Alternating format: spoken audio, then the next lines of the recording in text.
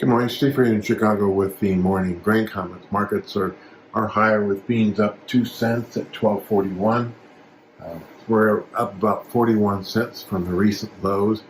A lot of that short covering on concern about Argentina having some dry weather and some lack of farmers selling both here in the U.S. and in Brazil.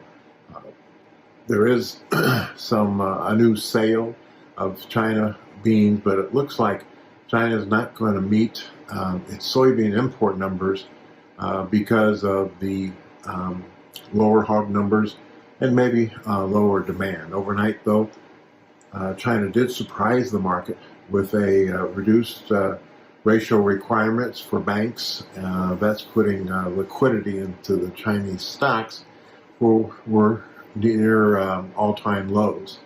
And so we'll see how that not only impacts our equity market, which is higher, but also most commodities, metals, softs, grains are all higher this morning. Corn's up about 2 cents at 4.49. Some consumer buying at 4.40. Lack of farmers selling both in South America and the U.S. supported the market at 4.40.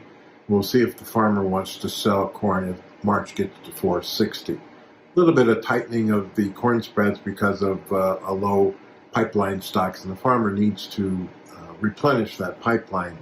We'll see what the ethanol data is today, but the numbers suggest a little bit lower production and maybe a little bit lower stocks, and margins remain negative. As far as the wheat market is concerned, Chicago's up 7 cents, KC 6, and Minneapolis 3. And again, the lower dollar, talk of lower Russian exports is offset by some lower Europe and Australia wheat prices. So again, wheat's kind of stuck at these price levels with not a lot of new news. You could probably say the same thing for corn and for beans. We'll see if the farmer wants to sell 12.50 if we get to that price level. So again, grains are higher, most commodities are higher after the China stimulus, the dollar's lower, and stocks are higher.